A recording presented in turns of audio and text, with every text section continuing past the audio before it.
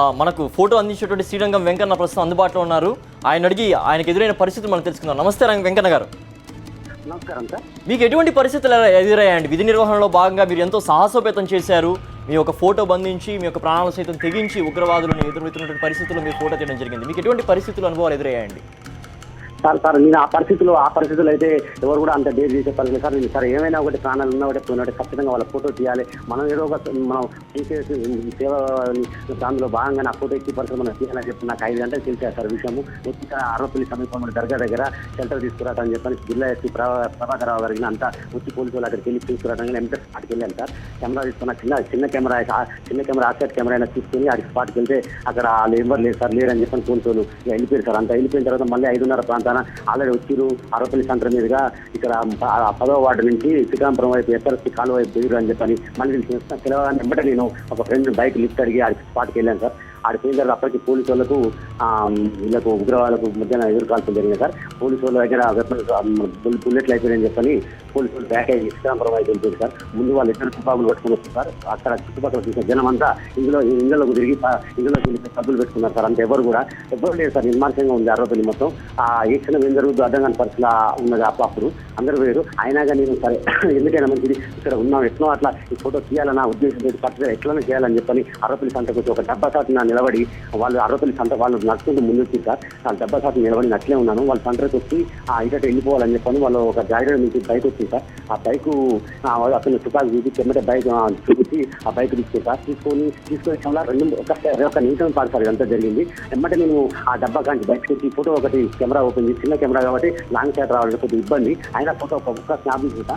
రెండో స్నాప్ తీసే పరిస్థితిలో వెనక ఉన్న ఉగ్రవాది ఆయన చేతిలో 2 తుపాకులు ఉన్నాయి. నాకే తుపాకు తీసి ఇట్లా గురిపెట్టింది సార్. నేను అప్పటికే నేను చనిపోతున్నామో నన్ను చంపేస్తారేమో అనుకుంటూ అట్లే వెనక తగ్గుంటా కొద్దిగా వెనక పోయాను సార్. ఇక సార్ నన్ను చంపేస్తారేమో అట్లా సార్ నన్ను చంపేస్తుంది అనుకుంటూ కొంచెం గట్టిగా వెనకకి వెళ్ళిపోయింది సార్. పోయిన తర్వాత వాళ్ళు అప్పటికి ఆర్టీసీ బస్సు వచ్చింది. మళ్ళీ వెనక నుంచి తుంగతుర్తి సీఏ గారు పోలీసులతోటి వెహికల్ వచ్చింది. అప్పటికి వాళ్ళు వెంబటే వెళ్ళిపోయారు సార్.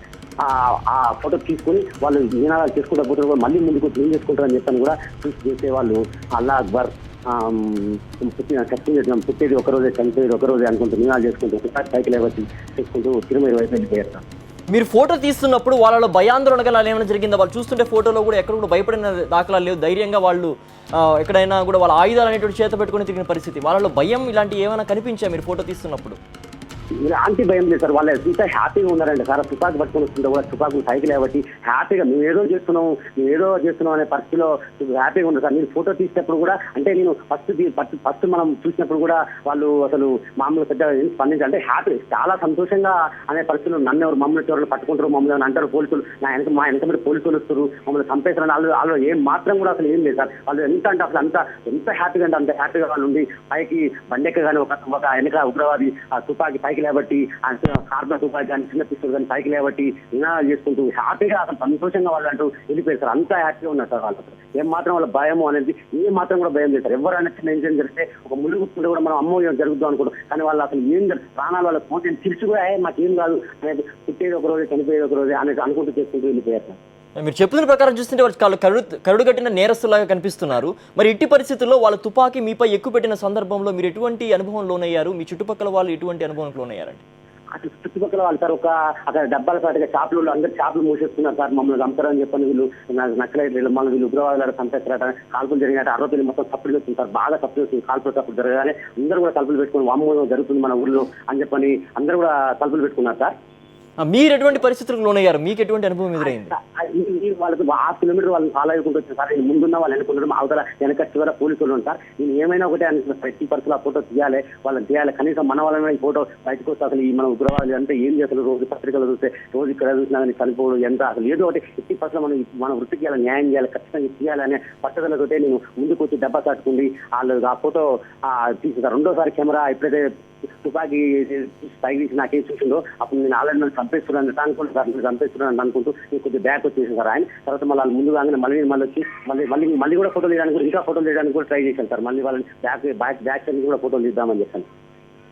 అదే మీరేంటంటే యాక్చువల్గా కూడా ఇదివరకు ఈ యొక్క సంఘటన జరిగినప్పుడు మీరు మొదటగా చూసారా? లేకపోతే మీకు ఏమన్నా ఇటువంటి విధంగా వస్తున్నారని చెప్పి సమాచారం ఏమైంది ఆ ప్రాంతంలో? లేదు సార్, రాత్రి ఇక్కడ సూర్యాపేట ఏరియా సార్, మా సూర్యాపేట 30 కిలోమీటర్ల దూరం ఉంటుంది కావపల్లి. అయితే ఇక్కడ అంజనాపురి సూర్యాపేటలో జరిగారు. హైటెక్ బస్ జరిగిన తర్వాత అంజనాపురి కాలం నుంచి వాళ్ళు వచ్చిరని చెప్పినది కూడా బయట అంటారు కదా సార్. అయితే ఇక్కడ ఈ ఏరియాకి ఏమైనా తిరుగుతారేమో అని చెప్పని మీరు 2 రోజుల నుంచి కూడా ఎలక్ట్రిక్ ఉన్నాం సార్. ఎలక్ట్రిక్ ఉండి పోలీస్ స్టేషన్ కూడా ఎప్పటికప్పుడు ఇన్ఫర్మేషన్ తీసుకుని వెళ్ళి ఇన్ఫర్మేషన్ ఉండాలి, కాల్పుల సంఘటన ఏమైనా పురాగా మన పోలీస్ స్టేషన్ అంటే మాకేం సంబంధం, అది జిల్లా ఎస్పీ లెవెల్ అంటే సార్ ఎందుకైనా మంచిది అని చెప్పని ఆ అర్ధరాత్రి ఇక్కడ దర్గా దగ్గర ఉందటని ఎస్పీ గారు ఇన్ఫర్మేషన్ రావడం, ఎస్పీ గారు ఇక్కడ రావడం, మాది ఎప్పటికప్పుడు మీరు ఫాలో అప్ అసలు ఏం జరుగుతుంది, ఇది ఏంది, అది ఇక్కడే అంటారు. ఈ మూలాలు అక్కడే జరిగింది, ఎక్కడ మూలాలు ఆరోపణలు అసలు రావడం ఏంటి, దర్గా దగ్గరికి వీళ్ళు రావడం ఏంటి, అది ఎందుకు దర్గా దగ్గరికి వచ్చారు, అది కేజీ రాష్ట్ర వ్యాప్తంగా చాలా తిరిగాల్సిన దర్గా, ఇంకా మంచి దర్గా దగ్గరికి 20,000 మంది వస్తూ ప్రతి శుక్రవారం హిందూ ముస్లింలు అందరూ చూస్తుంటారు. అలాంటి పరిస్థితులు ఉగ్రవాదులకు ఎందుకు వస్తారు అని చెప్పి మనం దాని మీద బాగా దృష్టి పెట్టి నైట్ అంతా దాని మీద అసలు ఏంది, ఎవరు వస్తారు, అసలు మనం ఏదో ఇవ్వాలి చూడాలి, అసలు జరుగుతుంది అని చెప్పని అదంతా నైట్ మొత్తం నిద్రపోకుండా ఉండి ఎప్పటికప్పుడు పోలీసులను గెలుచుకుంటూ ఆ దర్గా దగ్గరికి పోవడం చేయడం, వాళ్ళు వెనకబడి పోలీసులకు సేవగానే వాళ్ళు ఆల్రెడీ పోలీసులకు తెలిసిన క్షణంలో మనకు ఇన్ఫర్మేషన్ ఇస్తారు. ఇలా వీళ్ళు చిత్రాంపురం దగ్గర వేరే దగ్గర గుర్తించిన వ్యక్తులు వాళ్ళ చేతిలో తుపాకులు ఉన్నాయట అని చెప్పగానే వెంటనే మళ్ళీ మన స్పాట్కి వెళ్ళడం, అప్పటికి వాళ్ళు కాల్పులు జరపడం, వాళ్ళు మన రౌండ్ అయితే చెప్పిన వాళ్ళు పోలీసులు వెళ్ళకపోవడం అని ముందుకు రావడం, అదంతా కూడా దగ్గర ఉండి మనం అసలు ఏంటి జరుగుతుందని చెప్పని కూడా మీకు ఏమన్నా కానీ అని చెప్పని కూడా తిరిగాను. మీపైన తుపాకీ ఎక్కువ పెట్టారా, లేకపోతే అక్కడ ఉండేటువంటి ఇతరుల పైన కూడా తుపాకీ ఎక్కువ పెట్టడం ఏమైనా జరిగిందా?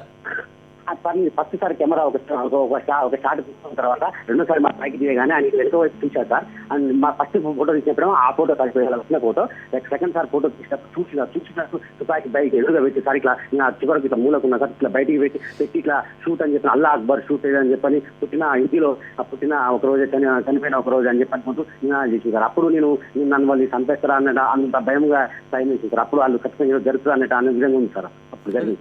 పెట్రోల్ బంక్ దగ్గరికి వెళ్ళి పెట్రోల్ కూడా కొట్టించుకున్నారు. అప్పుడు పెట్రోల్ బంక్ లో కొట్టించుకునేటప్పుడు వాళ్ళ దగ్గర ఆయుధాలు అయితే వాళ్ళ దగ్గర ఉన్నాయా, ప్రత్యక్షంగా కనిపిస్తున్నాయి ఆయుధాలు ఉన్నట్లు ఏమైనా తెలుసా సార్? అయితే తిరుమేరి మండలం అనంతారం దగ్గర సార్ ఒక పెట్రోల్ బంక్ సార్, అది ఫుల్ అమ్ముకుంటారు సార్, పెట్రోల్ బయట అమ్ముతారు సార్. అక్కడికి వెళ్ళి సార్ అయితే ఈ అనవపల్లి మండలంలో సీతారాంపురం కాడ పోలీసులకు నచ్చలే 5 ఉగ్రవాదుల మధ్య ఎదురు కాల్పులు జరిగినప్పుడు వాళ్ళు తుపాకిని కార్బన్ తుపాకిని సూర్యాపేటలో మూలయ్య ఎస్ఐ గారి దగ్గర అటాక్ చేస్తున్న తుపాకిని వాళ్ళు ఒక బెడ్షీట్ లో చుట్టుకొని చిన్న పిస్టల్ నల్ల కవర్ లో పెట్టుకొని వచ్చింది సార్. అక్కడ కాల్పులు జరిగేటప్పుడు ఆ బెడ్షీట్ ని అక్కడ పారేసారు, ఆ నల్ల కవర్ కూడా అక్కడే పారేసి సార్. అయితే డేరుగా రెండు చేతుల్లో 4 పిస్టల్ సార్, మొత్తం ఇద్దరు రెండు పెట్టుకొని వాళ్ళు డైరెక్ట్ పైకి చూపించుకుంటూ అక్కడ కూడా పెట్రోల్ బంక్ కాడ, పెట్రోల్ బయట కొన్న కాడ కూడా షాప్ దగ్గర రోడ్డు పక్కన షాప్ లో కూడా ఆయన పెట్రోల్ పిస్టల్ చూపించే ఆ పెట్రోల్ కొనుక్కొని అక్కడనే ఇద్దరు పోలీసులు మోత్కూరు పోలీసులు వచ్చారు సార్. అప్పుడు వాళ్ళు మోత్కూరు పోలీసుల దగ్గర ఆయుధాలు లేకపోవడం వల్ల వాళ్ళు ఏం చేయలేక బ్యాక్ అయిపోయింది సార్.